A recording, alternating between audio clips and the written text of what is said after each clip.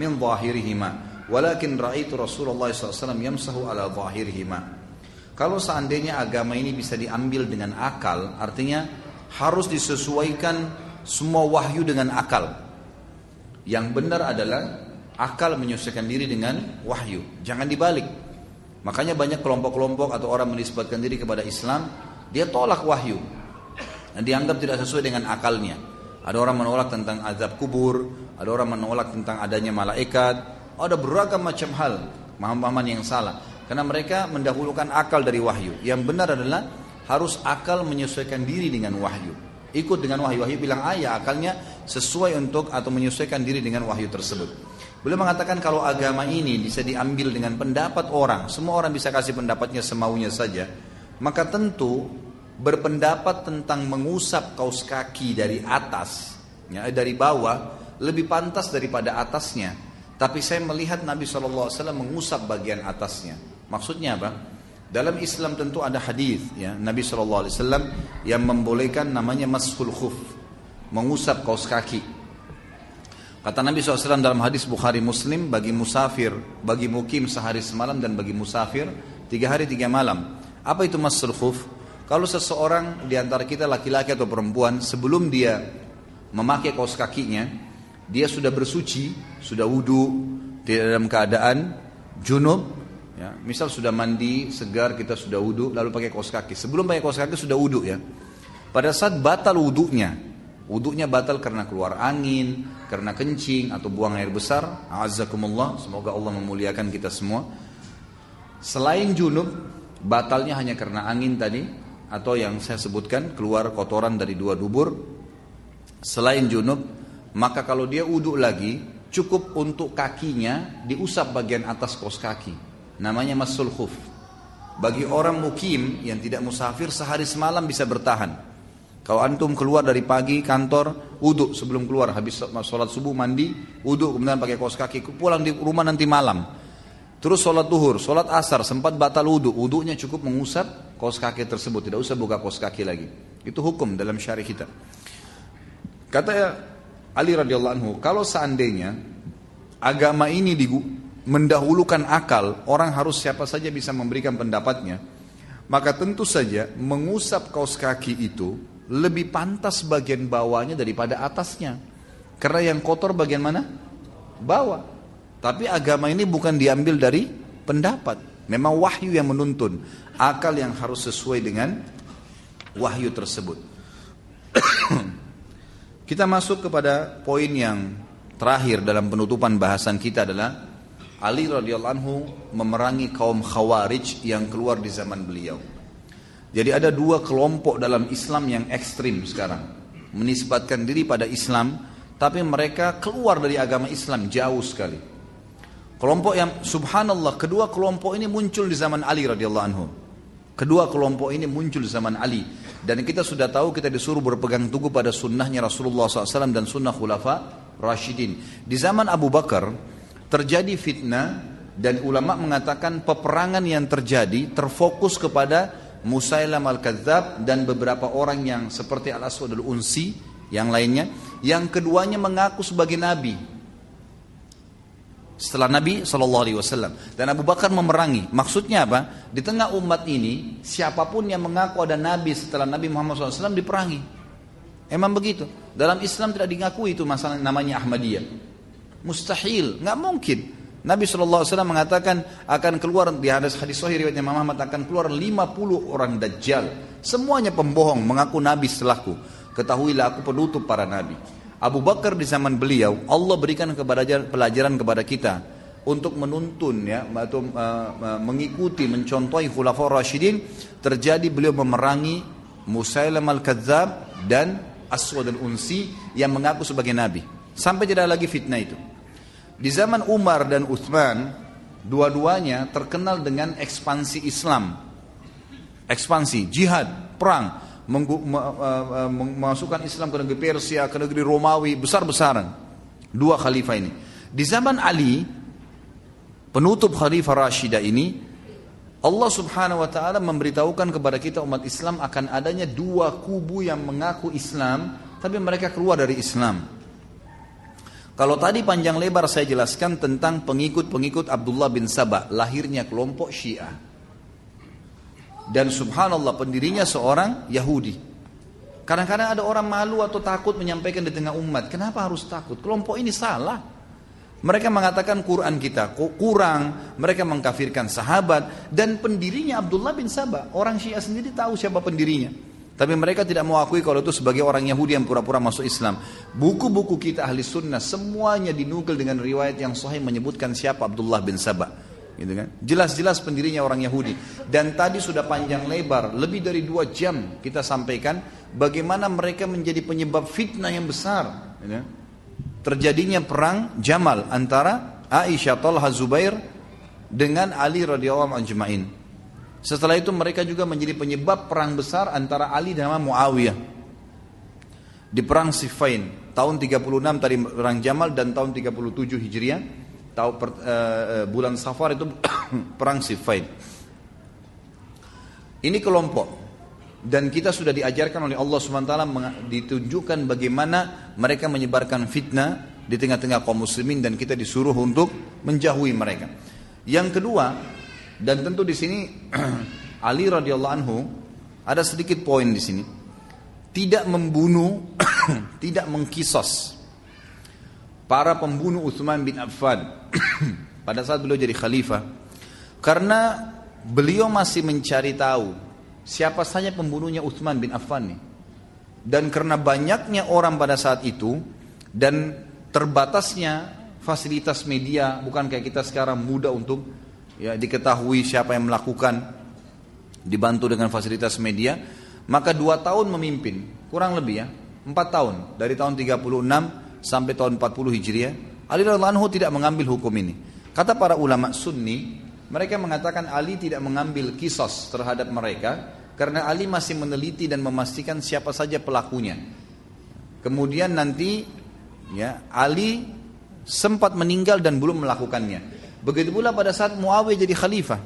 Setelah itu nanti akan ada berdiri dinasti Umayyah, kerajaan pertama dalam Islam setelah Ali meninggal radhiyallahu anhu. Maka tahun 40 Hijriah Muawiyah mendirikan kerajaan khilafah Umayyah yang ada di negeri Syam, gitu kan. Tentu ada kisah sendiri setelah bertemu dengan pasukannya Hasan dan seterusnya, ini akan ada bahasan sendiri. Tapi yang jelas adalah Ali radhiyallahu anhu di sini memberikan pelajaran kepada kita bahwasanya akan ada muncul kelompok tadi yang saya bilang Syiah, dan mereka Ali tidak sempat membunuh mereka ya, pengikut Abdullah bin Saba ini, karena masih belum jelas membunuhnya. Lalu Muawiyah menuntut juga agar Ali menangkap pembunuh Utsman dan membunuhnya. Juga pada saat jadi khalifah tidak bisa menangkap. Kenapa tidak bisa menangkap? Karena tidak jelas siapa orangnya. Semuanya orang pada saat itu menusuk Utsman bin Affan, padahal Muawiyah sempat menuntut darahnya Utsman awalnya, gitu kan? Karena Utsman setelah jadi khalifah pun tahu bahwasanya apa yang Ali ambil keputusan memang tepat. Ali radhiyallahu anhu membiarkan sampai ada kepastian, dan memang satu persatu dikisos akhirnya.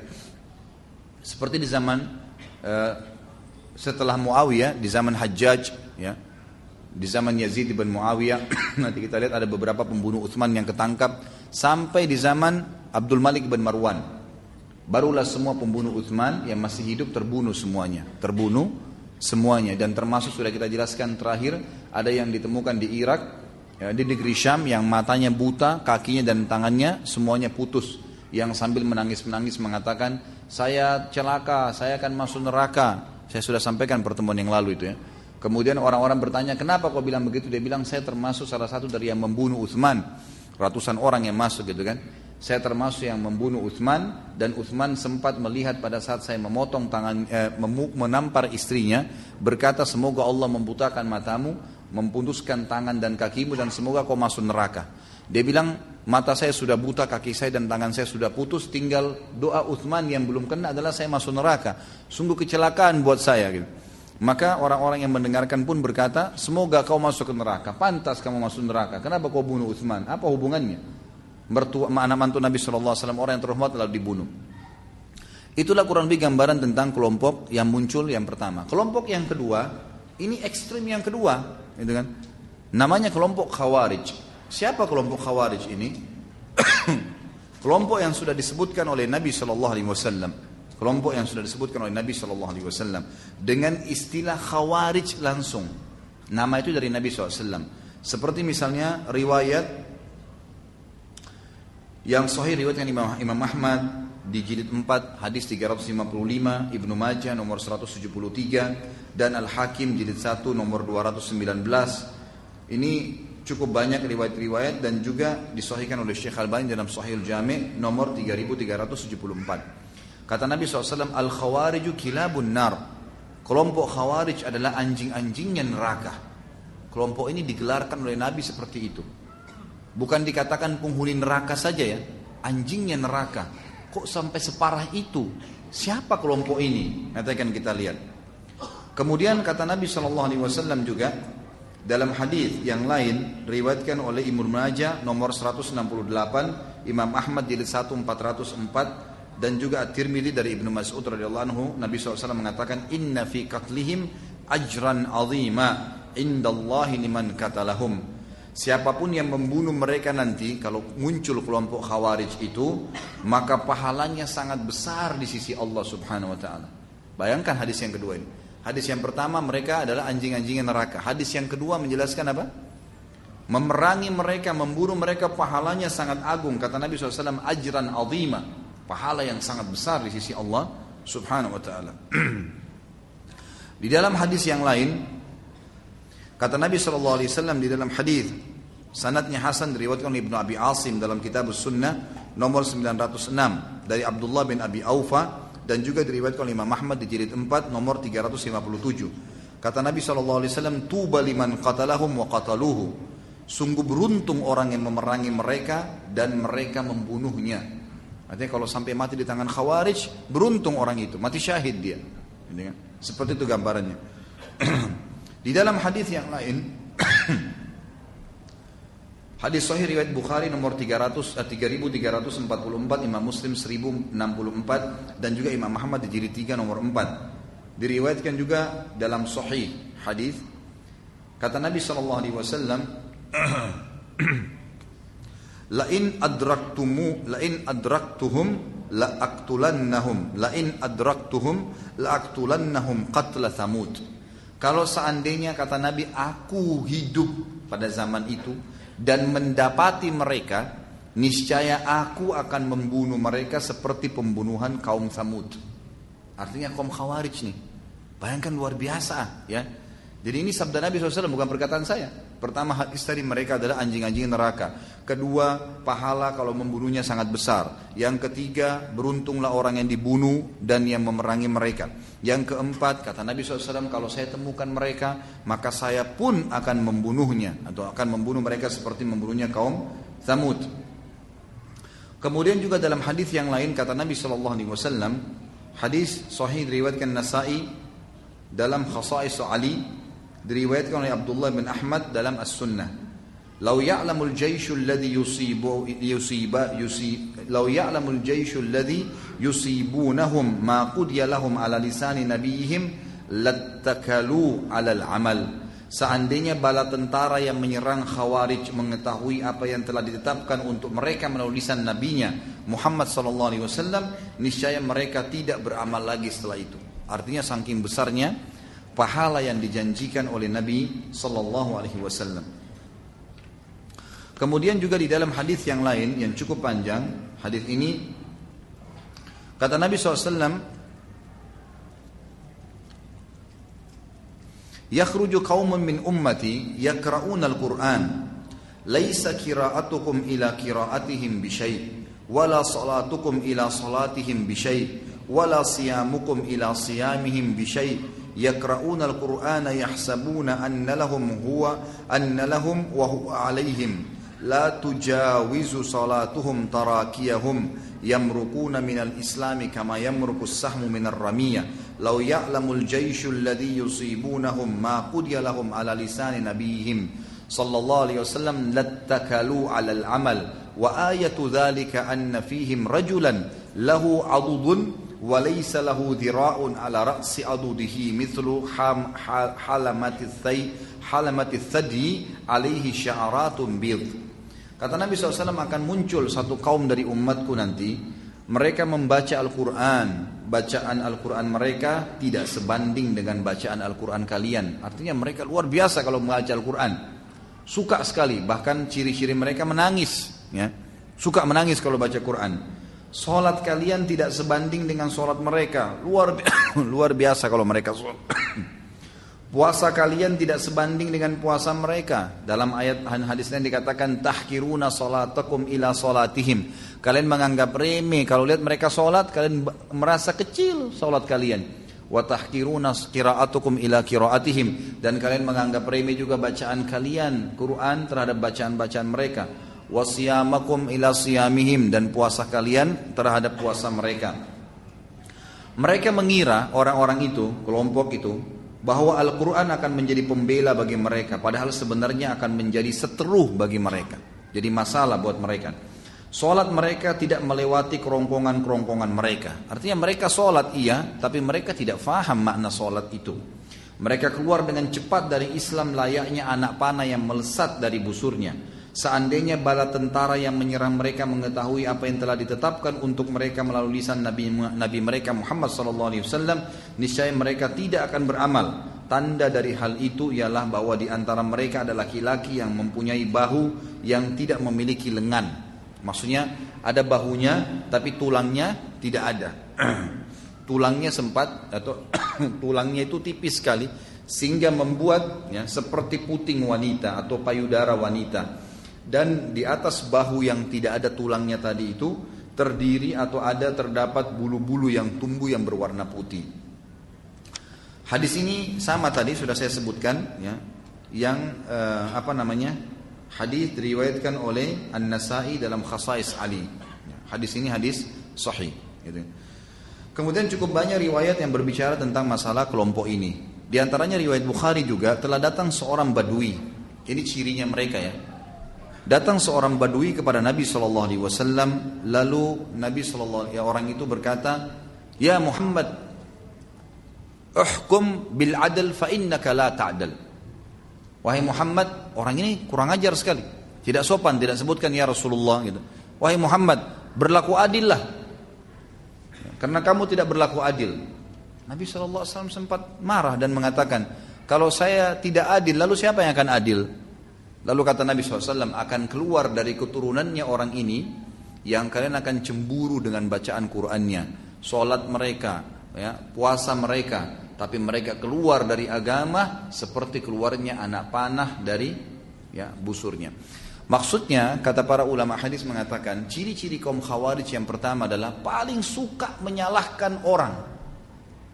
Paling suka menyalahkan orang, itu ciri yang pertama. Dan mereka selalu mengambil hukum dari Al-Quran secara zahir, yang kelihatan saja. Misal begini, perangilah orang-orang kafir. Ya sudah, siapapun kafir, menurut definisi mereka dibunuh, halal. Siapa saja. Tanpa melihat bagaimana Nabi SAW memilah antara kafir harbi, kafir zimmi, orang yang kafir memang mau berperang, orang kafir di bawah naungan pemerintah Islam, itu mereka tidak bedakan, pokoknya kafir halal, boleh dibunuh. Siapa yang tidak sefaham dengan kelompoknya, kafir, halal darahnya walaupun syahadat. Nah ini bahaya sekali, gitu kan? Di dalam riwayat yang lain disebutkan bahwasanya suatu hari, saya lihat dulu riwayatnya. Hadis ini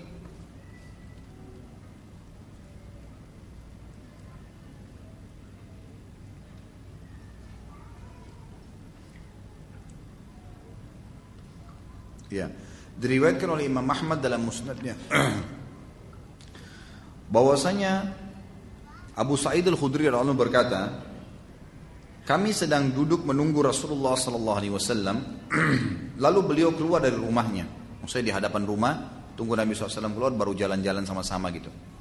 Lalu keluarlah Nabi SAW dari rumahnya, salah satu rumah istri beliau. Lalu Abu Sa'id berkata, maka kami berdiri mengikuti beliau SAW. Lalu sandal beliau putus. Maka Ali berhenti untuk memperbaikinya. Rasulullah SAW berjalan dan kami terus mengikutinya. Maksudnya sendal Nabi salah satu yang tidak disebutkan kanan atau kiri, terputus talinya. Kemudian dibiarkan oleh Nabi SAW. Nabi tetap jalan. Ali radhiyallahu anhu berdiri, berhenti, mengikat tali itu kembali. Jadi dia tertinggal. Sementara Nabi dengan para sahabat jalan terus gitu kan. Lalu Nabi SAW bersabda, Inna minkum man yuqatil ala ta'wili hadal Qur'an kama qataltu ala tanzili. Nanti akan ada di antara kalian, sahabat-sahabatku ini, di antara kalian akan ada orang yang akan memimpin peperangan dan dia benar. Dia akan memerangi kelompok orang yang mengambil Quran, gitu kan, secara takwil. Jadi interpretasinya sendiri, penjabarannya dia sendiri. Dia ambil hukum, begitu dia fahamin, tidak ambil pendapat ulama, langsung diterapkan. Seperti itu. Jadi dia tidak ambil hukum, jadi tidak belajar ilmu Al-Quran ini seperti apa yang dinurunkan, tidak ambil dari pendapat para sahabat. Karena nanti kita akan jelaskan kapan jelasnya keluar kelompok Khawarij di zamannya Ali, dan mereka akan berperang melawan Ali radhiyallahu anhu. Nanti akan kita jelaskan itu. Ini masih baru dalil-dalilnya. Lalu kata Nabi SAW, kelompok itu nanti akan ada di antara kalian sahabatku yang memimpin peperangan dan dia benar. Dia benar. Dia benar, dia akan memerangi kelompok yang mengambil Quran secara takwil, sebagaimana saya memerangi kelompok Al-Quran secara tanzil, maksudnya seperti apa yang jelas dijelaskan dalam hukum. Maka para sahabat Abu Sa'id berkata, kami semua berharap orang itu, karena Nabi SAW memuji dia, karena dia akan memerangi kelompok itu, gitu kan? Maka kami semua berharap. Lalu di sisi kami ada Abu Bakar dan Umar. Artinya kami menunggu apakah Nabi tunjuk Abu Bakar atau Umar kah? Kalau tidak ditunjuk berarti kami lebih layak untuk itu. Lalu Nabi SAW sudah memahami kalau sahabat nunggu siapa yang akan ditunjuk yang memimpin kelompok yang akan memerangi kelompok ini nanti. Lalu kata Nabi SAW, yang saya maksud adalah yang sedang memperbaiki sendal saya. Maksudnya siapa? Ali radhiyallahu anhu. Ali nggak dengar waktu itu, Ali lagi perbaikin sendal. Tapi Nabi SAW sampaikan dan para sahabat menyaksikan masalah tersebut. Maka para sahabat berkata, kami pun mendatangi Ali lalu menyampaikan berita gembira bahwasanya kau akan berjihad dan kau akan sama posisi Nabi SAW pada saat beliau jihad melawan orang kafir karena ya, Al-Quran turun. Maka karena mereka menyalahfahami Al-Quran, engkau memerangi mereka. Maka kata Abu Sa'id, tetapi Ali tersenyum dan seakan-akan sudah mengetahui berita itu dari Nabi SAW. Baik, awal mula kelompok Khawarij ini kelihatan adalah pada saat selesai peperangan Siffin. Tadi perang Siffin itu ya, perang tahun 37 Hijriah pada saat terjadi fitnah antara Ali dengan Muawiyah. Di sini suatu sisi ada kelompok tadi, pengikut Abdullah bin Sabah yang menjadi pemicu peperangan supaya mereka tidak tertangkap karena membunuh Utsman. Sisi yang lain ternyata di kelompok itu ada anak-anak muda yang mereka memang semangat sekali mau berperang gitu kan. Waktu Ali bin Abi Thalib memberhentikan untuk memerangi Muawiyah karena sudah banyak kurban, untuk apa berperang? Diberhentikan sama Ali. Muawiyah pun sudah turun, tidak mau lagi. Kelompok ini kelihatan keluar lalu berkata kepada Ali, wahai Ali, kamu harus berhukum mengangkat Quran. Dengan hukum ini Al-Quran. Al-Quran bilang perangin orang-orang, dan mereka menganggap waktu itu Muawiyah kafir. Kan gitu. Hampir sama pemahamannya dengan orang-orang Syiah. Orang Syiah kan mengatakan Muawiyah juga kafir. Jadi dua kelompok ini sasaran pandangannya sama gitu loh. Menganggap Muawiyah ini, yang satu yang Syiah menganggap Muawiyah kafir karena keluar melawan Ali. Ini juga sama.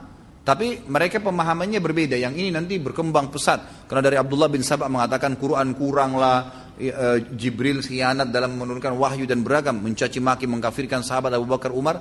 Kalau Khawarij, kelompok yang kedua ini, mereka enggak mengkafirkan Abu Bakar, Umar, enggak, mereka bela. Aisyah mereka bela, semuanya enggak ada masalah dengan itu. Tapi mereka mengkafirkan Muawiyah. Mereka mengatakan kepada Ali, dan mereka juga bukan cuma Muawiyah, Ali dan Muawiyah dua-dua dikafirkan oleh dia. Kelompok Khawarij ini bilang, wahai Ali, kenapa kau tidak perangi Muawiyah? Kita sudah jauh-jauh ke sini, perangin aja sampai habis, mati, enggak boleh ada yang hidup. Kata Ali, untuk apa? Apa manfaatnya memerangi mereka? Jelas-jelas Muawiyah sudah membaiat, gak ada alasan untuk membunuh mereka. Kenapa harus membunuh? Lalu mereka mengangkat Quran mengatakan, kalau begitu kau tidak berhukum dengan Al-Quran. Kata Ali, ayat yang mana kalian pegangi? Yang mana ayat boleh membunuh seorang muslim? Mereka bilang, pokoknya kalau kau tidak perangin Muawiyah, berarti kau akan keluar, tidak berhukum dengan hukum Allah, dan kami anggap kamu kafir. Jadi mereka mengkafirkan Ali. Ali tetap tidak mau. Siapa mereka mau didengar suaranya? Ternyata kelompok ini keluar dari pasukan Ali. Dan ternyata sebagian ulama mengatakan sebab dinamakan mereka Khawarij, ya, diambil dari kata-kata kharij yang berarti keluar, karena mereka misah dari pasukan Ali pada saat itu. Kan pasukan Ali semua sepakat, ahli sunnah sepakat mengatakan pasukannya Ali yang benar, gitu kan? Karena Ali ingin meredam fitnah dan kena fitnah memang, dan beliau adalah khalifah yang terpilih pada saat itu. Tidak ada yang pungkiri masalah itu. Gitu kan? Dan ini banyak orang-orang Syiah tidak faham kalau ahli sunnah mengakui khilafahnya Ali. Khalifah Rashidah, terkenal. Dan kita sudah jelas ahli sunnah juga mengatakan Muawiyah berijtihad dan beliau salah. Gitu kan? Aisyah, Talha dan Zubair kena fitnah. Kan gitu. Selesai masalahnya. Dan akhirnya mereka semua kembali bersatu. Nggak ada yang jadi masalah setelah itu. Ali radhiyallahu anhu memimpin setelah ke perang Siffin, tidak ada masalah. Sampai beliau meninggal. Dan subhanallah yang jadi masalah adalah kelompok Khawarij ini. Kelompok Khawarij ini akhirnya keluar dari pasukan Ali. Kemudian Ali radhiyallahu anhu mencoba mendakwahi mereka. Diutuslah kepada mereka sahabat Nabi yang mulia Abdullah bin Abbas. Bayangkan ya, Abdullah bin Abbas ini hibrul ummah, kata Nabi SAW. Artinya apa? Lautannya umat ini. Abdullah bin Abbas ini orang yang paling pintar. Islam tidak lagi lebih pintar daripada Abdullah bin Abbas. Kata Nabi SAW, hibrul ummah, gitu kan. Ali utus ke mereka. Coba Abdullah bin Abbas ke sana, dakwahin mereka. Yang taubat, yang kembali cuma 2-3 orang. Selebihnya ada mungkin lebih dari 1.000 orang tetap tidak mau. Enggak, Ali kafir. Dari mana kafir? Mana dalilnya? Mana ayatnya orang bisa dikatakan muslim kafir?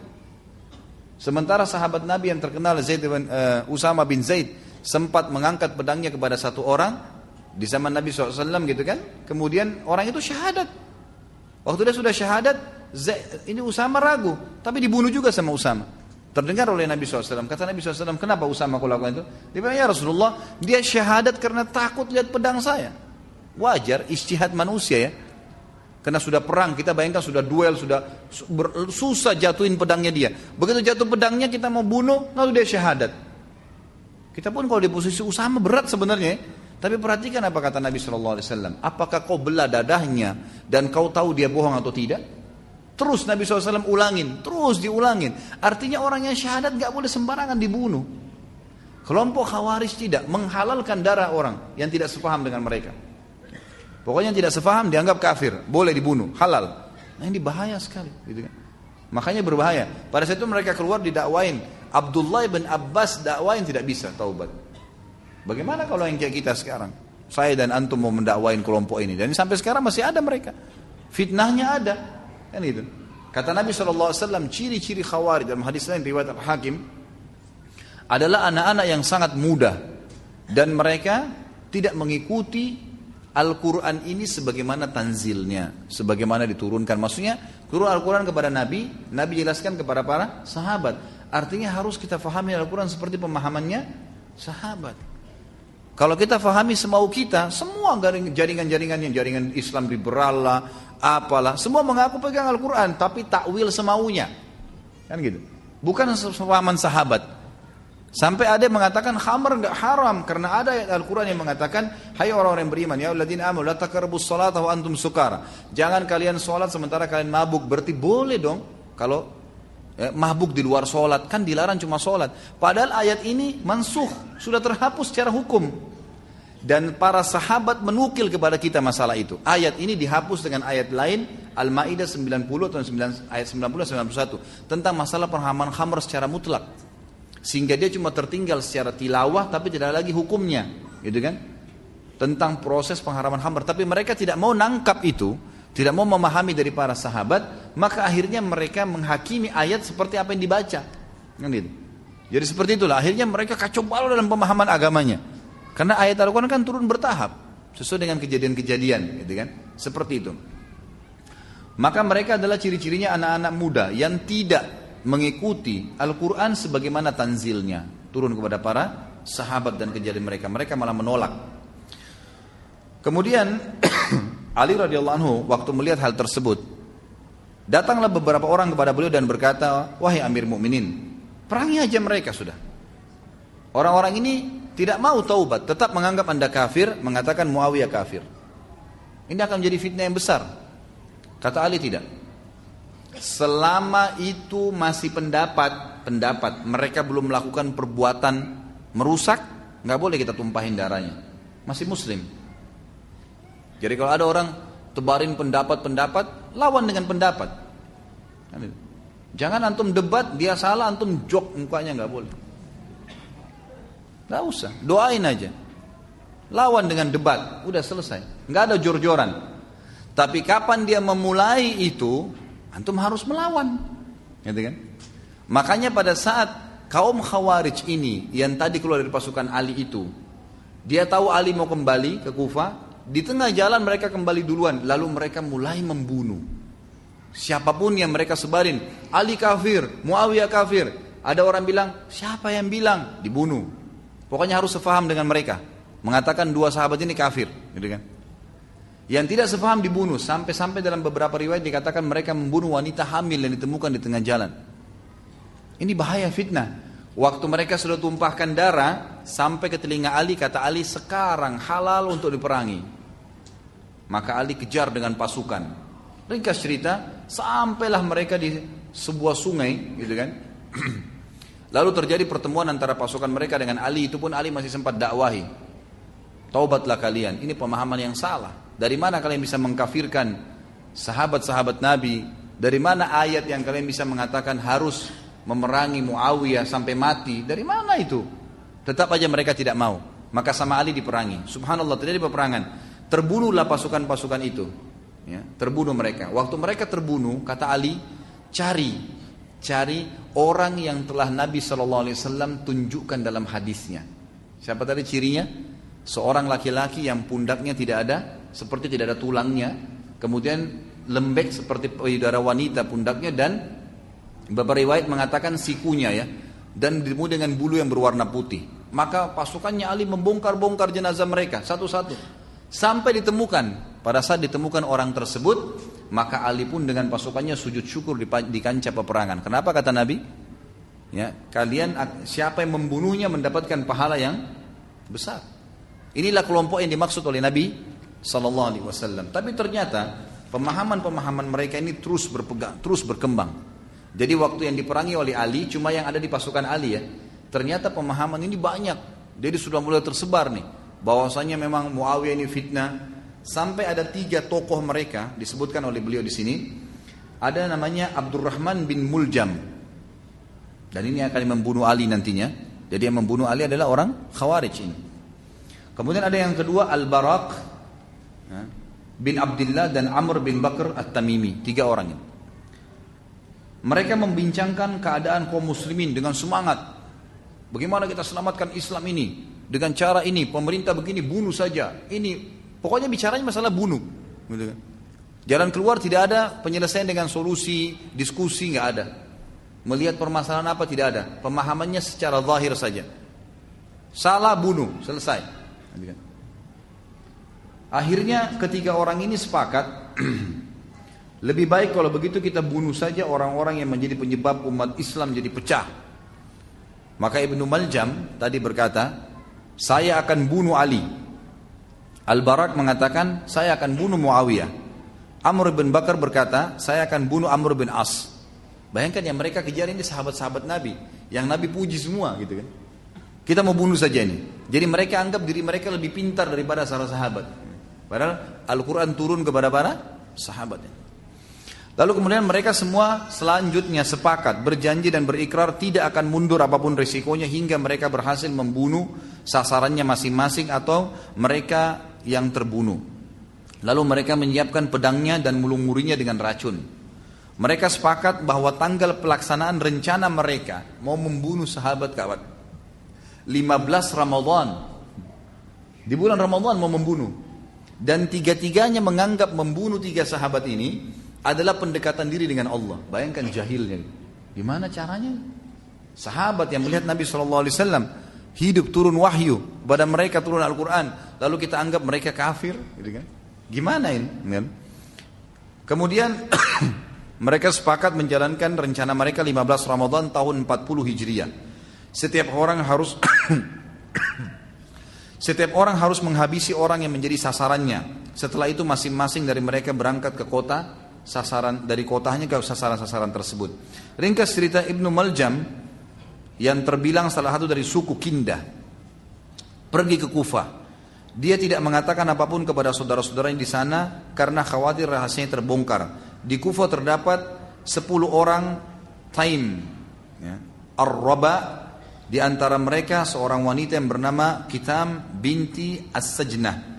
Ali telah membunuh ayahnya dan saudara laki-lakinya dalam perang An-Nahar. Jadi pada saat terjadi dibunuh oleh Ali radhiyallahu anhu yang di pinggir sungai tadi, salah satu yang terbunuh adalah ayahnya perempuan ini, namanya Kitam. Dan anak ini sudah terpengaruh dengan pendapat ayahnya, mengatakan Ali kafir. Karena perempuan ini marah, maka dia ketemu dengan Ibnu Maljam. Ibnu Maljam lalu kemudian tertarik dengan kecantikannya, tanpa tahu kalau ini juga adalah Khawarij. Kemudian mereka ngobrol lah. Ibnu Maljam menyampaikan beritanya. Kata Kitam, saya sangat mendukung masalah itu karena Ali telah membunuh ayah saya, dia telah kafir. Fitnah tersebar. Maka mereka pun akhirnya menikah dan sepakat untuk membunuh Ali. Mereka mengaturlah strategi dalam masalah ini. Akhirnya Ibnu Maljam sempat bicara untuk mau menikahi Kitam. Apa keinginanmu? Dia menjawab 3.000 dinar atau dirham, seorang hamba sahaya, seorang wanita, dan nyawanya Ali bin Abi Thalib. Kata si Kitam, kalau kau menikahi saya, kasih itu. Maharnya termasuk nyawanya Ali. Ini aneh-aneh ini, ya. Yang masuk di akal gitu. Ya mungkin kita sekarang susah untuk menjangkau itu ya. Apanya kok bisa terjadi? Ngapain bunuh orang ini? Tapi ada subhanallah orang seperti itu. Ibnu Maljam pun mengatakan, ini adalah maharmu, saya akan kasih itu. Adapun Ali, maka aku tidak melihatmu menyebutnya untukku sedangkan engkau menginginkanku.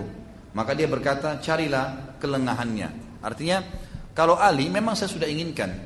Kalau tadi uang 3.000 dirham, hamba saya itu penyanyi apa segala, itu kan memang tidak ada hubungannya dengan saya. Artinya cuman kau sendiri yang mau. Tapi kalau Ali juga saya mau memang dasarnya. Kita cari kelengahannya. Maka pada saat mereka melihat, ya, Ali ternyata salah satu tradisi beliau radhiyallahu anhu waktu di Kufah, setiap subuh sebelum azan itu beliau selalu keliling, bangunkan orang yang bisa dijangkau untuk sholat subuh berjamaah. Itu tradisi Ali radhiyallahu anhu. Ibnu Maljam pun akhirnya mengetahui kejadian tersebut, lalu kemudian dia berpikir untuk mengintai Ali pada saat subuh. Dan tepatnya hari Jumat. Subhanallah, orang yang mati hari Jumat apa? Bebas dari siksa kubur. Hadis sahih, riwayat Bukhari. Belum lagi dia sahabat Nabi, dijamin masuk surga, gitu kan? Kemudian hari Jumat subuh, tanggal 15 Ramadan tahun 40 Hijriah, maka keduanya tadi ini, laki-laki dan perempuan, Ibnu Maljam dan perempuan tadi, si Kitam itu, mereka mengintai Ali. Pada saat Ali keluar ingin sholat subuh, kemudian Ibnu Maljam pun menghantamkan pedangnya ke ubun-ubun Ali sambil berkata, hukum itu milik Allah, bukan milikmu, juga bukan milik kawan-kawanmu. Maka orang-orang yang sedang berada di masjid pun terkejut mendengar itu, karena Ali pas masuk masjid kan gelap. Begitu dipukul ubun-ubunnya Ali, berdarah, jatuh sambil dia teriak, orang ini teriak. Akhirnya orang ini pun dikeroyoki oleh kaum muslimin pada saat itu, dan akhirnya dihukum, dikisos. Sementara Ali sendiri pun tergeletak dan akhirnya beliau dalam keadaan kritis dan beliau meninggal karena pukulan Ibnu Maljam tadi. Kata para ulama, salah satu yang membuktikan sabda Nabi SAW bahwasanya Ali, ya, ahli surga, Ali mati syahid, tadi gelar-gelar awal yang kita sebutkan di awal pertemuan, gitu kan? Ternyata didapatkan karena si Ibnu Maljam membunuhnya. Sisi lain ini janji Nabi kepada Ali dan Ali betul mati syahid, dan sisi lain berarti membuktikan Ibnu Maljam dalam keadaan salah, ya kan gitu, karena jaminan mati syahid kepada Ali ada dari Nabi SAW. Maka akhirnya dia pun dikisos, ya? Dan pemahaman ini tetap saja menyebar di sekitar Irak karena tidak semua di antara mereka yang menimbulkan atau memunculkan dirinya pada saat itu. Maka Ali pun akhirnya meninggal dunia dari hasil pukulan tadi. Dikatakan oleh para ahli sejarah, Abdurrahman ibn Maljam menikamnya di Kufah pada hari Jumat bulan Ramadan menyisakan melewati sisa kurang lebih 13 malam dari Ramadan. Ada yang berkata malam 21 tahun 40 Hijriah. Ali sempat bertahan 2 hari, Jumat dan Sabtu, lalu meninggal di malam Ahad dalam pendapat yang lain. Tapi pendapat yang lainnya juga mengatakan dia meninggal pada hari Jumat itu dan dimandikan oleh kedua anaknya dan juga Abdullah bin Ja'far. Al Hasan pun anak beliau radhiyallahu anhu ajma'in mensolatinya dan memakamnya di waktu subuh. Al Hasan bin Ali berkata, wahai manusia, kemarin kalian telah berpisah dengan seorang laki-laki. Orang-orang sebelumnya tidak mendahulunya dan orang-orang sudahnya tidak menyusulnya. Maksudnya orang pasti akan meninggal juga. Rasulullah SAW mengirim pasukan lalu beliau menyerahkan panji kepadanya. Maka dia tidak pulang hingga Allah memberikan kemenangan kepadanya. Jibril di tangan kanannya, dan Mikail di kirinya. Dia tidak meninggalkan emas dan perak selain 700 yang dia sisakan dari gajinya dan dia siapkan untuk membeli seseorang pelayan. Jadi di sini maksudnya pernah ingat waktu saya sebutkan di riwayat Abu Bakar atau Umar kalau tidak salah ya. Di salah satu peperangan pernah Nabi SAW mengatakan di kanannya Ali, Jibril dan di sebelah kirinya Umar adalah Mikail. Di salah satu dari dua orang ini ada malaikat yang mendampinginya. Dari dengan ini maka berpulanglah Ali radhiyallahu anhu ke rahmatullah dan juga ulama menyimpulkan beberapa poin sebagai penutup. Yang pertama, berhubungan dengan masalah Ali. Atau saya sebutkan, saya simpulkan ya. Saya tidak mengatakan ulama karena saya ambil dari apa yang sebenarnya sudah kita baca dan apa yang saya ketahui selama ini. Yang pertama, Allah Subhanahu wa taala ingin menunjukkan kepada umat ini apa yang akan terjadi di tengah-tengah kubu mereka sampai hari kiamat. Dari terjadinya zaman Abu Bakar diperanginya orang-orang yang mengaku ada Nabi setelah Nabi Muhammad SAW dan dicontohkan Abu Bakar memerangi mereka sampai habis fitnah ini. Berarti kita harus melakukan itu. Yang kedua di zaman Umar dan Uthman ekspansi Islam ke Afrika, ke negeri Syam, memerangi ahli kitab Yahudi dan Nasrani sampai akhirnya dan orang-orang Persia musyrik sampai Islam tertanam di sana. Yang ketiga adalah masa Ali bin Abi Thalib munculnya dua kelompok yang berbahaya yang umat Islam harus berhati-hati dari mereka, meninggalkan. Syiah dari satu sisi Abdullah bin Sabah pendirinya, kemudian juga dari sisi yang telah menyebabkan fitnah dan akhirnya berperangnya sahabat, dan dari sisi yang lain kaum Khawarij yang akhirnya membunuh dan mengkafirkan juga Ali serta ya Muawiyah. Allahu a'lam. Ini pelajaran yang pertama yang kita bisa ambil, bahwasanya memang Nabi Allah SWT ingin menyampaikan kepada kita pesan dari hadis Nabi SAW, alaikum bisunnati wa sunnatu khulafaur rasyidin mahdiyyin min ba'di addu 'alaiha bin nawajid, berpegang teguh pada sunnahku dan sunnah khulafaur rasyidin setelahku, berpegang teguhlah pada keduanya walaupun dengan gigi geraham kalian. Maksudnya semua kejadian di zaman Nabi SAW, di zaman khulafaur rasyidin, itulah yang akan sering terjadi di tengah-tengah umat. Tapi yang saya ingin diberatkan munculnya kelompok-kelompok yang berbahaya ini. Kemudian yang kedua, figur Ali radhiyallahu anhu adalah figur yang ditokohkan oleh ahli sunnah. Dan ahli sunnah menokohkan Ali jauh daripada kelompok Syiah yang telah menganggap atau terlalu berlebihan dalam memuliakan Ali. Padahal sebenarnya kemuliaan mereka pun terbatas sekali. Apalagi memang mereka yang sebenarnya telah membuat fitnah terjadinya perang di antara sahabat dan hampir saja Ali terbunuh. Gitu kan? Bisa saja Ali terbunuh atau perang Jamal atau perang Siffin, tapi mereka penyebabnya. Ini pelajaran yang lain, gitu kan? Bahwasanya Allah Subhanahu wa taala memberikan gambaran kepada kita tentang adanya kelompok-kelompok ini. Yang selanjutnya adanya kelompok Syiah dan kelompok Khawarij yang memang harus kita berhati-hati di dalamnya. Tentu ini hal-hal yang pelajaran yang diambil. Kalau dari sisi kepribadian Ali radhiyallahu anhu adalah orang yang perlu dijadikan sebagai panutan dari sisi ilmu, kezuhudan dan keberaniannya. Ya, ilmu, kezuhudan dan keberaniannya. Dan juga dari Ali diambil pelajaran bahwasanya Nabi SAW mengajarnya keterampilan perang sehingga dia sangat berani dalam membela Allah dan Rasulnya, sehingga Nabi SAW memberikan kepadanya bendera atau panji di perang Khaybar karena dianggap dia tidak akan pernah lari dari kancah peperangan, jadi tidak ada rasa takut dalam membela agama Allah Subhanahu wa taala. Mungkin ini insyaAllah yang kita bahas berhubungan dengan Ali radhiyallahu anhu. Tentu kalau teman-teman mendapatkan informasi yang lain tentang fadilah beliau ataupun ada hal-hal yang lain, mungkin itu adalah hal yang biasa ya, ini keterbatasan saya dalam mengumpulkan data, tapi insyaAllah kita yang penting sudah mengambil pelajaran dari kisah beliau. Dan alhamdulillah Allah sudah mudahkan kita membahas 4 orang khulafaur rasyidin, dan sisanya insyaAllah kita akan bahas nanti ya sahabat-sahabat yang lainnya. Tolong sebelum saya baca pertanyaan sekitar permasalahan ya. Sekali lagi jangan tanya masalah perbankan, asuransi, sholat. Ya.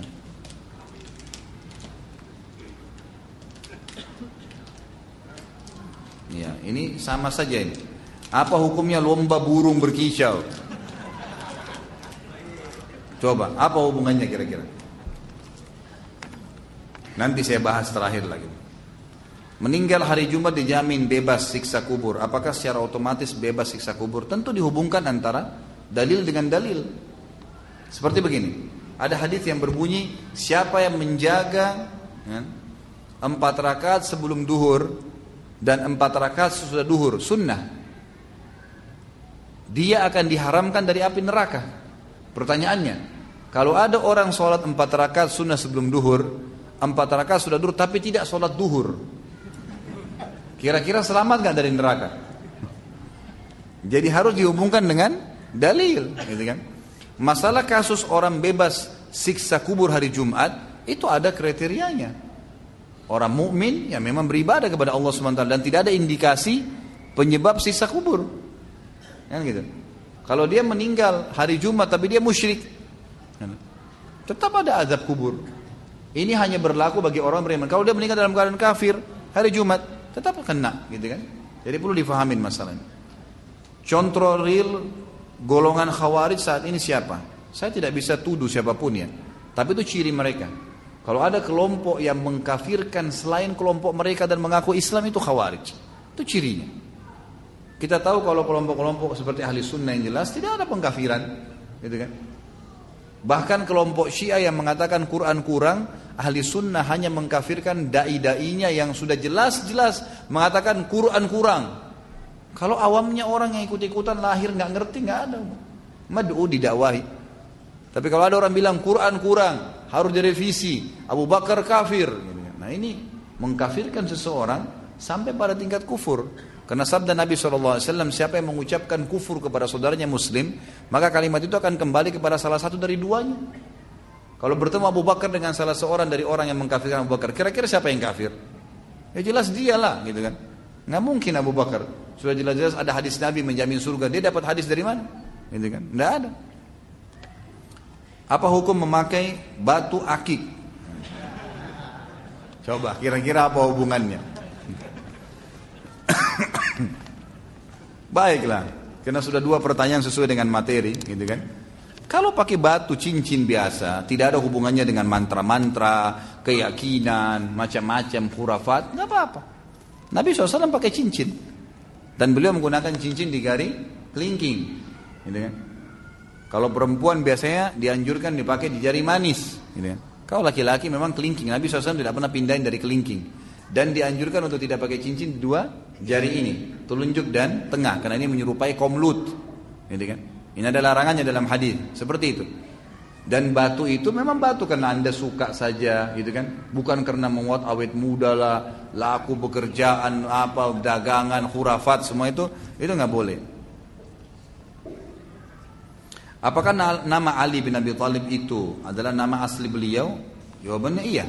Ya, namanya memang sudah Ali. Dan Ali memang dikenal nama ini di kalangan orang-orang Arab di Mekah, gitu kan? Nah, dan beliau termasuk orang yang pertama masuk Islam. Ini tadi belum sempat saya singgung di awal pertemuan. Yang pertama mengimani risalah Nabi SAW atau masuk Islam dari kalangan anak-anak. Ya. Yang pertama dari kalangan laki-laki orang tua adalah Abu Bakar. Yang pertama dari kalangan wanita adalah Khadijah. Yang pertama dari anak-anak adalah Ali. Yang pertama dari budak adalah Zaid bin Harithah. Jadi kan itu memang orang-orang yang di sekitar rumah Nabi SAW. Apakah buku-buku yang mengatakan Ali dengan awalan Imam Ali itu adalah buku Syiah? Umumnya begitu. Umumnya ya. Karena memang tidak pernah secara khusus kaum muslimin mengatakan Imam Ali. Jadi dikatakan Ali radhiyallahu anhu, Abu Bakar radhiyallahu anhu. Dan perlu kita tahu ya, di dalam bahasa Arab teman-teman sekalian, tidak sama sekali masuk dalam kategori tanda kutip kurang ajar kalau menyebutkan nama orang. Ya, perlu difahamin ini ya. Allah Subhanahu wa taala selalu menyebutkan namanya saja. Dan Anda mengatakan Allah, ya Allah, gitu kan? Pernah gak kita khusus mengatakan ya Tuhan Allah? Gak ada secara khusus. Dan itu bukan aib dalam bahasa Arab sama sekali.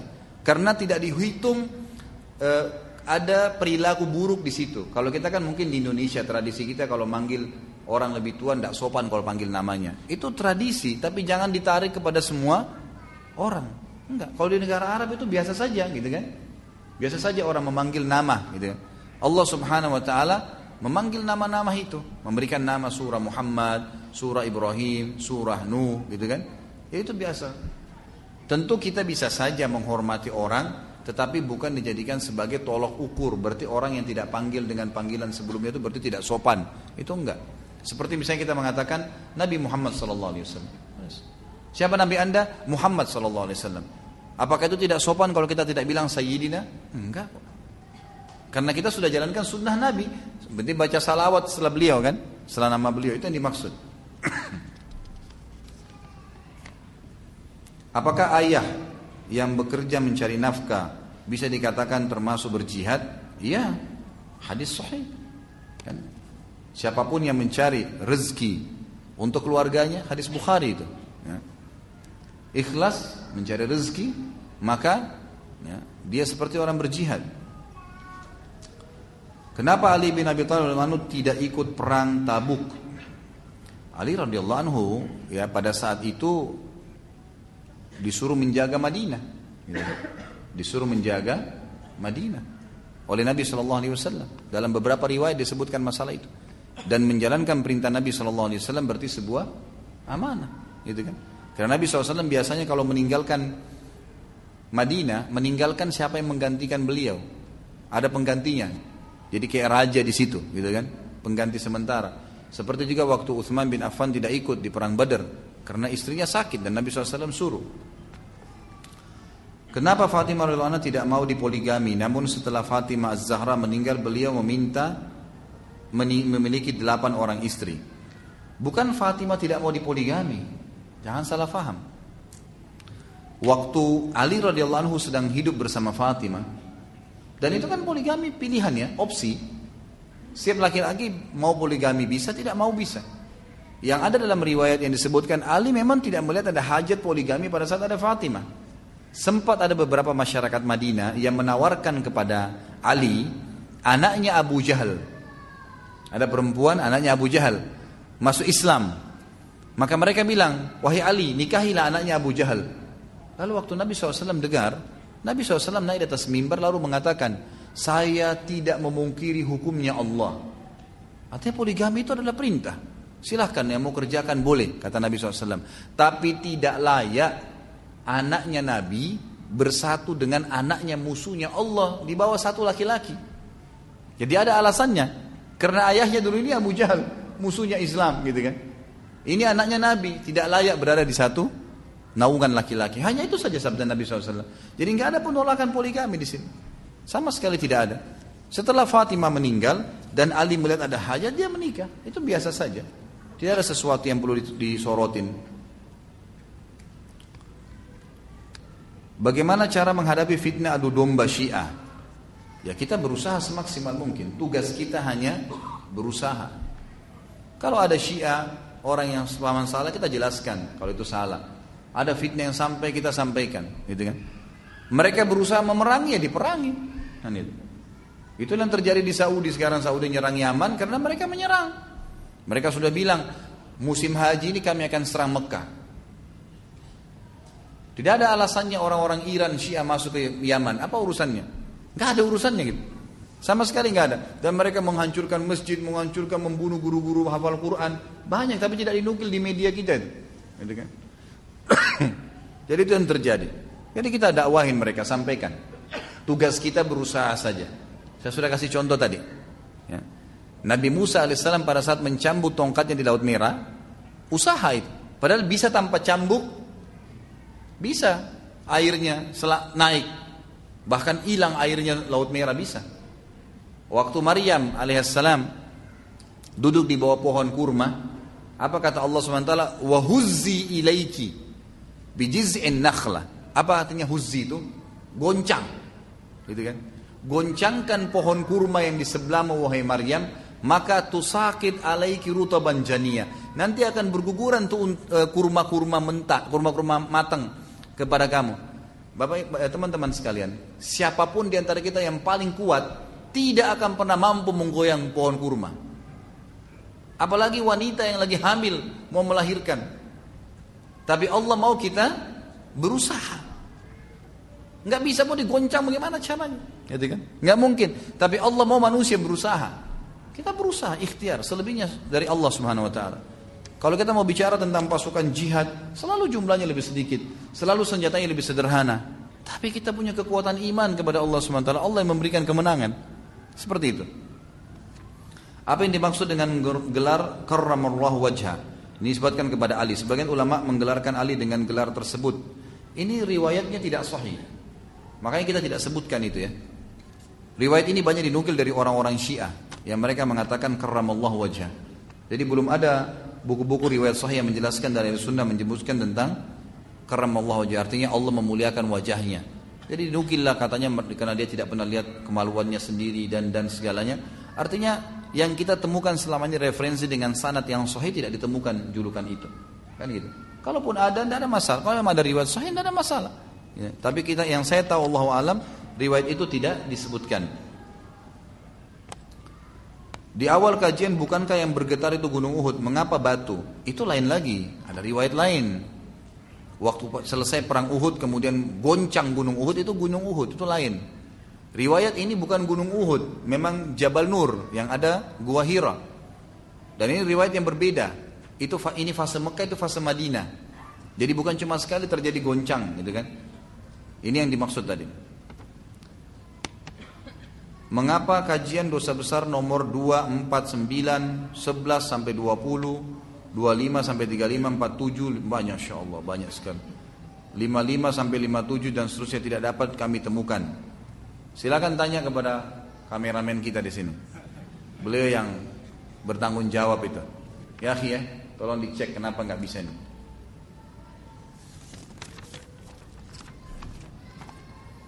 Akhir-akhir ini kata-kata jihad menjadi sensitif untuk diucapkan terkait dengan isu radikalisme.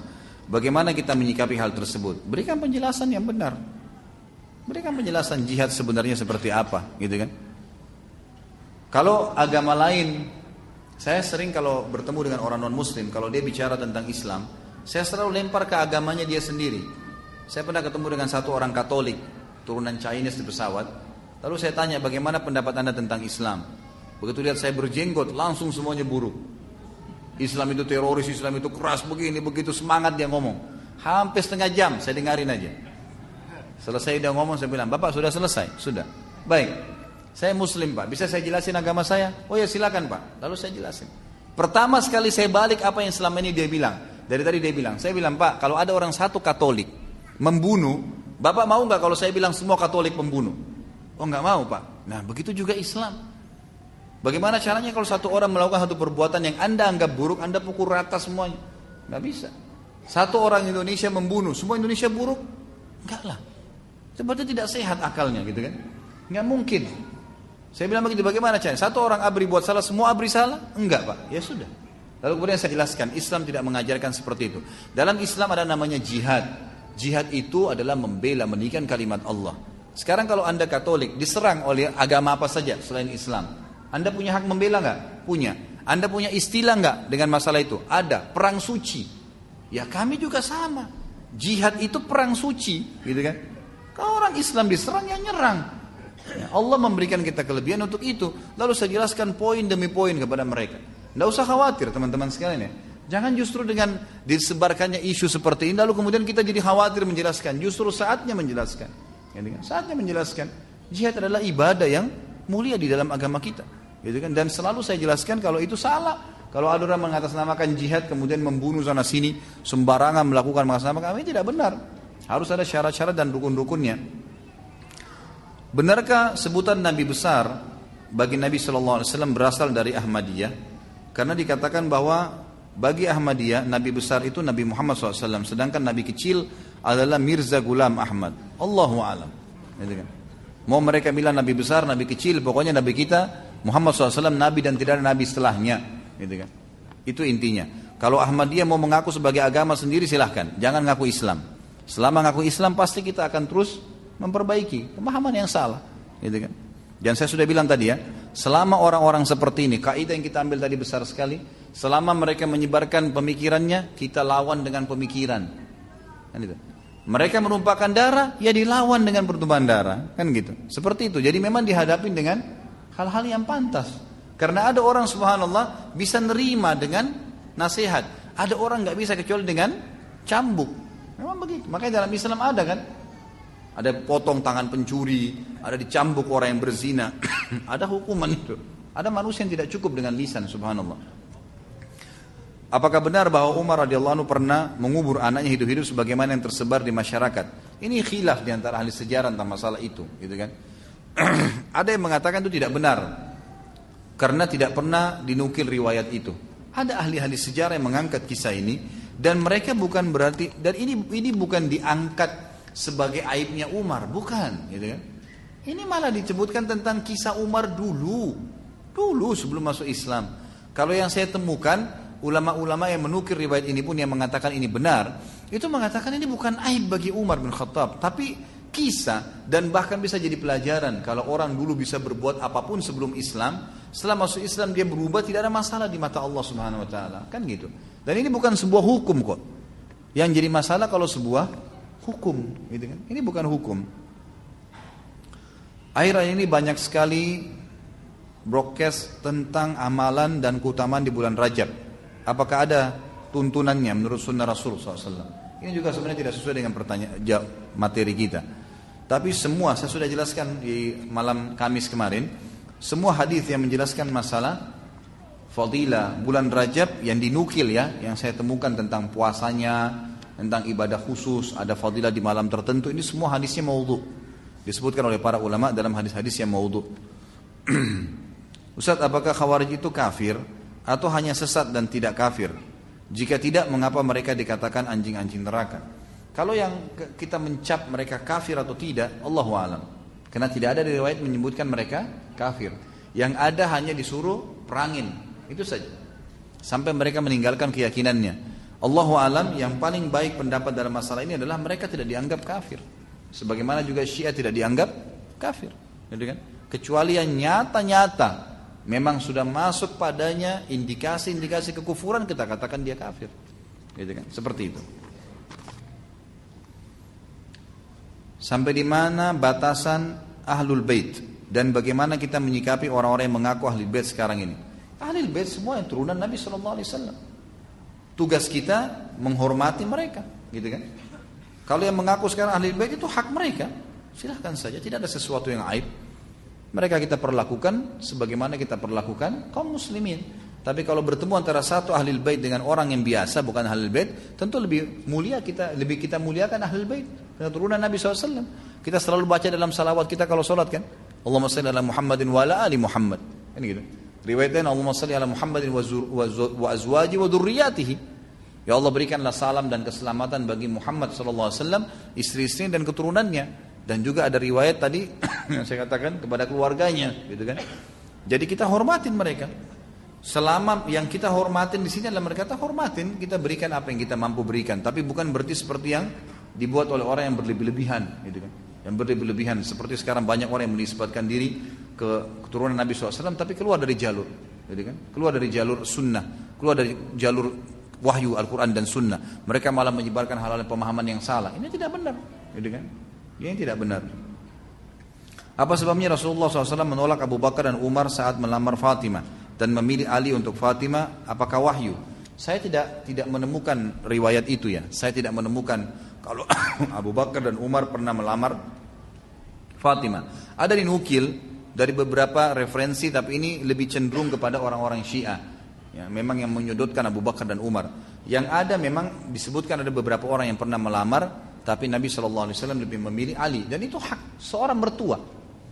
Seorang laki-laki dilamar anaknya, ya sudah dia pilih siapa yang dia mau. Tidak ada masalah di situ. Kira-kira apa masalahnya? Apakah itu akan mengurangi kalaupun benar Abu Bakar, kadar Abu Bakar dan Umar? Sama sekali tidak. Sama sekali tidak mengurangi apa-apa, gitu kan? Ya, itu hal yang biasa. Apakah pernah ada sahabat pada zaman pengumpulan dan pembukuan Quran ketika Uthman menyuruh membakar seluruh Quran, kecuali Qurannya sahabat tersebut tidak mau sebab Qurannya langsung dia dapat dari Rasulullah SAW, kalau tidak salah sahabat itu Ibnu Mas'ud. Tidak ada riwayat masalah itu.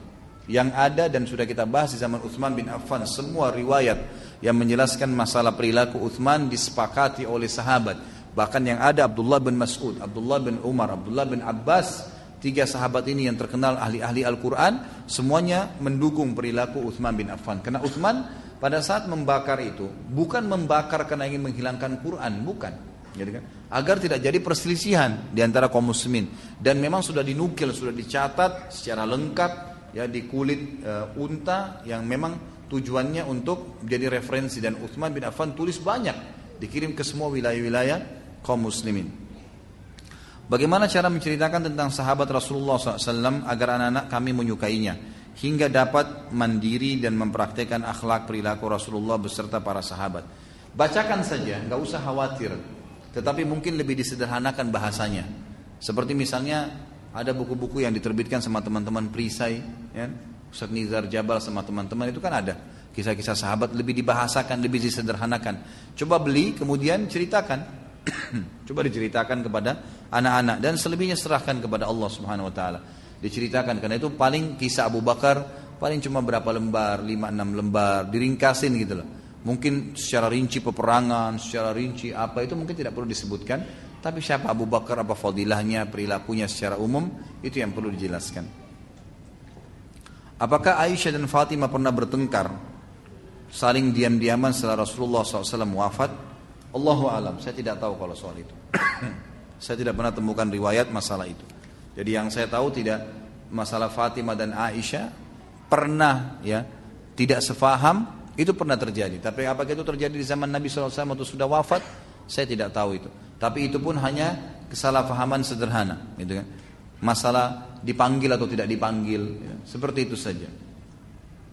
Diperbolehkan atau tidak kita mengunjungi negara non-Muslim, misal berlibur atau urusan pekerjaan? Kalau seandainya memang penting sekali, urusan pekerjaan, darurat, gitu kan, dakwah, ada urusan bisnis yang penting mendesak, nggak ada masalah. Tapi kalau untuk rekreasi, ya saya sarankan Allahu alam lebih baik jangan.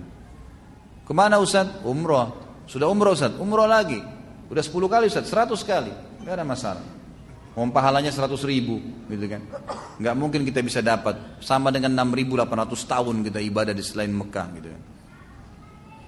Apakah diharamkan jika seorang wanita keluar kota, luar negeri tanpa mahram? Ini sudah sering kita jelaskan. Ya. Maaf saya tidak jelaskan lagi ya. Saat ini banyak orang yang posting hadis di sosmed. Setiap melihat quote dari Ali radhiyallahu anhu, saya otomatis takut dan curiga quote tersebut palsu atau dikinan Syiah. Bagaimana cara membedakan mana yang palsu dan mana yang sahih? Tentu umumnya disebutkan referensi ya. Jadi kalau antum terima apapun sifatnya, bukan cuma Ali radhiyallahu anhu, tentang siapa saja, perhatikan paling tepat kalau di bawah ada referensinya. Kalau nggak ada jangan dinukil. Saran saya begitu.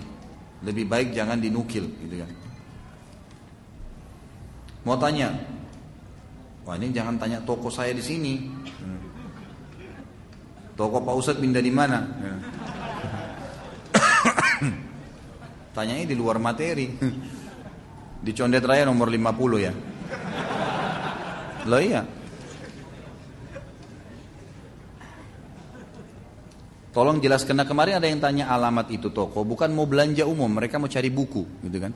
Karena ada buku yang saya referensikan, maka saya sampaikan. Memang di Kalibata sedang dibongkar dan saya pindahkan ke Condet Raya. Gitu. Tolong jelaskan mengenai sholat awabin, apakah ada dalilnya? Gitu. Ini juga masalah sholat ya. Tentu ini istilah yang dipakai dan memang ada disebutkan oleh sebagian ulama masalah sholat itu. Jika saya mendapatkan sejumlah dana dari atasan saya dengan status syubhat, apakah boleh dana tersebut saya berikan kepada saudara saya? Ya kalau syubhat, kalau anda bisa tolak lebih baik. Tapi kalau ditolak ada mudaratnya, dalam arti kata memang syubhat ya. Kalau jelas haram nggak boleh. Jelas kita tahu itu uang korupsi, uang haram, lalu kita terima itu nggak boleh. Mutlak, tolak, walaupun harus dipecat. Nggak ada urusannya itu. Saya nggak mau terima, kasih yang lain silahkan. Tapi kalau syubhat, ragu, dikasih oleh pimpinan kita nggak tahu duit apa. Dalam Islam kita hanya boleh menghakimi secara zahir, yang kelihatan saja. Kalau yang kelihatan ternyata ini adalah ragu, mungkin gajinya mungkin bukan. Ya, dalam Islam kita nggak perlu tanya ini gaji anda kah, uang dari haram atau tidak, baik diterima. Ragu boleh dibagi kepada orang lain, asal jelas syubhat, bukan yang haram. Jika jilbab atau gamis ada rendanya, apakah itu termasuk tabarruj? Jika diharamkan memakai parfum pada saat keluar rumah untuk wanita, bagaimana hukumnya jika pakaian tersebut dicuci diberikan pewangi pakaian? Kalau rendah itu atau motif itu memang dasarnya diniatkan kan itu, untuk pakaian yang menarik lawan jenis, gitu kan? Itu jelas tidak boleh. Yang saya tahu itu ya. Tapi kalau misal memang kain itu dasarnya sudah begitu bentuknya, merah atau hitam misalnya, tapi ada garis merahnya, gitu. Memang ada, nggak bisa dipisahin kain itu. Memang ada di situ dan itu hanya sekedar memang kena kainnya begitu ya sudah. Makin jauh wanita dari pakaian syuhrah, pakaian yang bisa menarik perhatian orang sehingga terhitung tabarruj, makin baik, makin aman buat dia.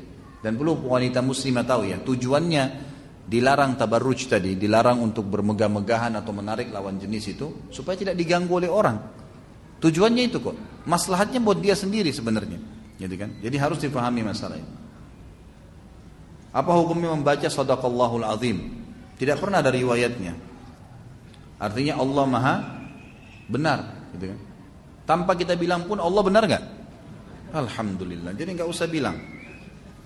Apa doa untuk orang tua kita agar mau meningkatkan ibadahnya, agar di sisa umurnya menjadi berkah dan bermanfaat untuk di akhirat? Bebas, berdoa apa saja, sampaikan, keluhkan kepada Allah. Dalam bahasa daerah anda silakan. Allah mengerti bahasa semua. Sampaikan, berikan hidayah ibu saya, ayah saya. Abu Hurairah radhiyallahu anhu pernah mendoakan ibunya agar mendapatkan hidayah. Ya, dan datang kepada Nabi SAW dan berkata, ya Rasulullah doakan ibu saya agar dapat hidayah. Dan ini juga dalil bolehnya kita datang kepada orang soleh dan mengatakan tolong doakan orang tua saya, anak saya, ya pasangan hidup saya, itu boleh-boleh saja, nggak ada masalah. Syarat kepemimpinan adalah Islam, ulama dan tidak meminta. Untuk level pemimpin apa batasannya, apa maksudnya? Ya. Hanya pemimpin di kantor tempat kita bekerja atau presiden, gitu kan? Ini sudah saya jelaskan ya. Ada DVD saya sudah terbit, sudah ada di YouTube, bisa dilihat. Tentu ini untuk pemimpin, ya, untuk pemimpin negara secara khusus kita bicara. Kalau pemimpin lembaga, ini masih banyak ulama yang mentoleransi tentang masalah lembaga, karena lembaga ya, instansi tergantung spesialisnya, gitu kan. Kalau ada lembaga bisnis, tidak mungkin seorang ulama di situ, susah, gitu kan. Mungkin bukan bidangnya. Tapi kalau negara, beda. Negara itu kan dia bisa tunjuk orang-orang nanti di bidang ekonomi, menterinya siapa, di bidang ini menterinya apa, siapa, gitu kan, sesuai dengan bidangnya. Tapi dia menaungi mereka dengan hukum Allah Subhanahu Wa Taala. Ini yang saya tahu adalah pemimpin negara. Wanita menyambung rambut tidak boleh atau haram. Bagaimana halnya dengan banyaknya wanita zaman sekarang yang meletakkan sesuatu di kepalanya, seperti sanggul, ya, atau punuk unta yang bahannya bukan dari rambut. Ya sudah jelas hadis yang dilarang oleh Nabi SAW. Kalau rambutnya dia alami yang dia harus kuncir dan tidak terlalu tinggi di belakang, tidak menyerupai punuk unta, itu boleh-boleh saja. Karena memang sunnah Nabi SAW perempuan memelihara rambut mereka, kan gitu. Jadi itu boleh-boleh saja. Tapi kalau dia sengaja membeli benda yang dibentuk kain atau rambut dibentuk, ini terbentuk rambut di belakang seperti punuk unta, itu tidak boleh. Ada hadis yang melarang. Sama halnya tadi masalah minyak wangi saya belum jawab ya. Jadi yang dilarang adalah minyak wangi yang menyolot, gitu kan, yang baunya keras. Karena Abu Hurairah radhiyallahu anhu waktu bertemu dengan wanita, yang membuat Abu Hurairah tegur dia kenapa? Karena wangi, tercium. Tapi kalau orang cuci baju dengan molto, orang pakai roll on, gitu kan, itu nggak ada masalah. Bahkan yang saya tahu, sebagian besar ulama yang saya tahu, ya, yang saya kenal, itu mereka membolehkan ya, kaum wanita menggunakan minyak wangi tapi sebatas dia saja, gitu kan. Seperti ada minyak wangi yang roll, gitu kan, yang hanya pada saat dia ketemu sama wanita dia letakkan di tangannya salaman, gitu kan. Itu umum saja. Karena itu kalaupun dia lewat tidak kecium, gitu. Yang dilarang kalau tercium baunya, artinya langsung membuat lawan jenis tersebut tertarik untuk mengganggunya, fitnah, gitu kan. Itu yang dilarang. Allahu a'lam. Wanita tidak boleh menguris alis. Menguris maksudnya apa Ustaz? Menguris artinya mencukur. Ya. Hadis lain mengatakan mencabut, gitu kan? Itu tidak boleh. Apa yang bisa saya lakukan untuk membantu orang tua yang telah meninggal agar terhindar dan lindungi dari azab kubur? Doakan, minta ampun untuknya, bersedekah untuknya, haji dan umrah untuknya. Ini sudah sering saya sampaikan. Mohon nasihatnya, orang tua saya ingin sekali saya bekerja mengajar di sebuah sekolah. Tapi peraturan sekolah tersebut tidak boleh memakai cadar dan sekolah tersebut masih mengadakan acara-acara yang bukan dari syariat Islam seperti Kartinian. Lalu apa yang harus saya lakukan? Coba tawarkan, kan ibu atau orang tua Anda kan cuma sekedar mau Anda bekerja. Saya yakin itu poinnya, gitu kan? Saya yakin itu poinnya. Jadi kalau bisa dipastikan ada kerjaan yang bisa lebih baik, cari sekolah-sekolah Islam misalnya, atau cari sebuah usaha yang bisa mendatangkan hasil dan bisa dilihat oleh orang tua, insya Allah bisa jadi solusi itu. Insya Allah bisa jadi solusi.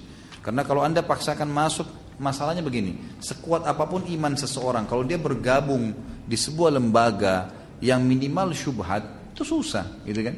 Susah. Bagaimana caranya kita mengatakan baju saya tidak terbakar, ya, sementara kita masuk di ruangan yang kiri kanannya api semua, gitu kan? Walaupun kita jaga, tetap minimal baunya. Apa kata Nabi SAW? Orang yang berkumpul dengan orang yang baik seperti dia melewati minyak wangi. Kalau dia lewat minimal cium bau wangi. Kalau dia mampir bisa dapat hadiah atau bisa beli. Kalau majelis yang buruk seperti nafikhul kir, orang pengipas arang. Kita lewat di depannya minimal kalau tidak membakar bajumu maka kau akan kena cium bau tidak enaknya. Itu minimal. Jadi tetap ada tampiasan gitu kan. Seorang mukmin harus lebih hati-hati. Apakah puasa Ayyamul Bid harus di tanggal 13, 14, 15 berurutan atau boleh tidak diselingi tanggal 16 Hijriah kemudian tanggal 15 tidak bisa berpuasa? Yang afdal 13, 14, 15. Afdal. Lalu ulama menjabarkan mengatakan seperti Syekh Utsaimin rahimahullah mengatakan boleh tanggal berapa saja. Boleh tanggal berapa saja, tapi 3 hari, mohon maaf, ulama-ulama seperti Imam Ahmad mengatakan boleh hari lain, tapi tidak berurutan, tidak harus 13, 14, 15, bisa berurutan tapi tidak harus 13, 14, 15. Jadi misal 1, 2, 3, 7, 8, 9 boleh. Syekh Utsaimin mengembangkan lebih jauh mengatakan sekarang fatwa terakhir beliau sebelum meninggal rahimahullah, beliau mengatakan Ayyamul Bid boleh juga. Tentu lebih afdal 3 hari berturut-turut, tapi kalau orang ada uzur maka dia boleh menggantinya dengan hari lain. Intinya dia puasa 3 hari dalam 1 bulan. Ya, Allahu a'lam, ini yang saya tahu. Apakah benar kalau makan di masjid tidak akan mendapatkan rumah di surga? Dari mana ini? Nah, ini saya baru dengar. Jadi nggak ada riwayat itu. Kalau disebutkan dalam riwayat di zaman Nabi SAW ada saja, ya, ada saja orang makan di masjid. Kita tahu ada membuka puasakan orang di masjid, itu nggak ada masalah. Bagaimana kalau makan kecil atau minum? Insya Allah nggak masalah ya. Yang penting jaga kebersihan masjid. Intinya itu. Mohon diterangkan tentang puasa Rajab. Sudah saya jelaskan tadi, riwayatnya semuanya lemah. Bukan lemah lagi ya, maudhu sebenarnya.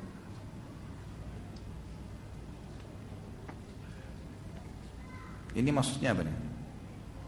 Baik, tolong dijelaskan secara ringkas tentang Abdullah bin Sabah. Abdullah bin Sabah orang Yahudi dari Yaman yang masuk ke Madinah di zaman Uthman bin Affan. Lalu dia menyebarkan fitnah pertamanya adalah dia mengatakan Abu Bakar dan Umar ya, tidak layak jadi khalifah. Itu yang disebarkan pertama. Lalu sama Uthman dianggap karena dia waktu itu masih sendirian dan idenya dia begitu, maka sama Uthman dikeluarkan dari kota Madinah. Mungkin dia sakit hati waktu itu, dia membentuklah ide-ide itu di luar kota Madinah, kemudian dia membentuk orang-orang yang membenci Uthman dan akhirnya membunuh Uthman bin Affan. Setelah itu dia kembangkan lagi di zaman Ali, ya, pada saat Ali jadi khalifah, dia masuk lagi ke Madinah, kemudian dia mengatakan bahwasanya Abu Bakar, Umar dan Uthman merebut khilafahnya Ali. Saya sudah jelaskan tadi, sama Ali ditangkap, kemudian Ali suruh dia taubat, dia enggak mau, lalu Ali bunuh, gitu kan? Dihukum oleh Ali radhiyallahu anhu. Jadi memang dia seorang Yahudi yang sengaja menyebarkan kepasadan. Apakah mungkin kaum Syiah dan Khawarij bersatu? Mustahil, enggak mungkin terjadi. Karena dua pemahaman, mereka saling bunuh ya, gitu kan? Yang sekarang terjadi itu banyak orang saling bunuh, gitu kan? Jadi mereka saling, karena kaum Khawarij mendukung Aisyah. Dia tidak mengatakan Aisyah kafir, nggak mengatakan Abu Bakar sama Umar kafir, tapi mereka mengatakan Ali kafir. Sementara Sementara orang Syiah justru menokohkan Ali. Berarti kalau untuk menyatukannya susah. Yang satu mengkafirkan Ali, yang satu mendukung Ali, gitu kan. Semoga Allah berikan hidayah ya. Ini fitnah di tengah umat. Dan saya kalau bicara tentang kelompok ini, saya tidak bicara tentang individu ya. Jadi jangan ada yang tersinggung, ada yang merasa ini. Enggak, ini secara global. Anda tangkap secara global. Jadi jangan mudah tersinggung. Orang yang mudah tersinggung itu paling cepat celaka gitu. Ya. Apakah benar ada riwayat yang mengatakan kepada Ali ketika Ali radhiyallahu anhu meninggal dibunuh oleh Ibnu Muljam, orang-orang menangkapnya, memotong kedua tangannya serta mencongkel matanya. Allahu alam, saya tidak pernah tahu soal itu. Tapi yang saya tahu dia dikisos, dia dihukum pada saat itu, ya dihukum. Bagaimana keadaan orang-orang yang menyerang Muawiyah dan Amr bin As? Tidak disebutkan dalam riwayat. Yang saya tahu mereka tidak berhasil. Mereka tidak berhasil yang menyerang Muawiyah dan Amr bin As tidak berhasil, tadi dua orang itu ya. Karena memang mereka pada saat keluar sebelum tiba di negeri Syam, mereka kan dari Irak ya keluarnya. Ternyata mereka temukan Ibnu Muljam ketangkap dan akhirnya dikisos. Tadi saya kembali pertanyaan pertama nih, apa hukumnya lomba burung berkicau? Banyak yang bilang boleh, karena seperti lomba baca Al-Quran. Bagaimana caranya ini? Enggak ketemu gitu. Masa kicau burung sama dengan lomba baca Al-Quran? Al-Quran kita memang disuruh perindah suara. Hadis Bukhari kata Nabi SAW, man lam yataganna bil Quran falaysa minna. Siapa yang tidak memperindah suaranya dalam Al-Quran maka bukan dari golongan kami. Enggak ada hadis yang mengatakan siapa yang tidak ikuti suara burung atau membuat pertandingan burung gitu kan. Itu enggak ada. Yang ada malah kita dianjurkan membebaskan burung itu. Saya kan pernah bilang, ngapain Bapak Ibu sekalian, mohon maaf, sekali lagi jangan tersinggung ya. Saya bicara secara umum, nggak ada orang yang saya tuduh. Ngapain dulu 2-3 jam bersiul depan burung? Mana lebih besar manfaatnya itu daripada baca 2 juz Al-Quran 2 jam? Habis-habisin waktu, uang, nggak ada gunanya. Subhanallah, saya lihat orang yang kena fitnah ini besar sekali bahayanya gitu. Dia duduk, itu lama, bersiul, dimandiin, diurus segala. Kalau dia mandi lebih baik, pahalanya lebih besar. Biarin burungnya mandi sendiri, kenapa? Allah sudah ciptain. Uangnya bisa dipakai yang lain, banyak manfaatnya. Dan tidak ada hadis menyuruh kita memelihara binatang burung, nggak ada. Gitu kan? Jadi lebih baik ditinggalkan. Allahu a'lam. Coba sibukkan dengan hal-hal yang baik-baik. Karena maksud saya nanti akan sia-sia saja waktunya, gitu kan? Terlebih lagi kalau sudah sampai mengira pertandingan kicau burung sama dengan pertandingan Al-Quran. Wah, ini sudah jauh sekali gitu. Baik, mungkin begitu dulu. Mudah-mudahan Allah SWT berkahi majelis kita dan juga Allah mengampuni semua kesalahan kalaupun terjadi di majelis ini. Allah Maha Pengampun dan Maha Penyayang, mengetahui niat kita masing-masing. Niat kita baik, ingin meninggikan kalimat Allah Subhanahu wa taala, mempelajari kisah-kisah tauladan orang-orang yang luar biasa yang telah mendahului kita dari kalangan sahabat yang sudah dijamin masuk surga. Kita memohon kepada Allah SWT agar disembuhkan seluruh umat Islam yang masih sakit, dilunasi semua orang yang terlilit utang, diberikan hidayah orang yang belum dapat petunjuk, dimudahkan untuk mengamalkan orang yang sudah mendapatkan ilmu, dan juga kita meminta dengan kemahamurahannya Allah ya dalam majlis ilmu yang mulia ini agar Allah menyatukan kita di surga firdausnya tanpa hisab, sebagaimana Allah menyatukan kita di tempat yang mulia ini. Mungkin begini saja, kalau ada benar dari Allah, kalau ada salah dari saya mohon dimaafkan. Subhanakallahumma bihamdika asyhadu an la ilaha illa anta astaghfiruka wa atubu ilaik. Wassalamualaikum warahmatullahi wabarakatuh.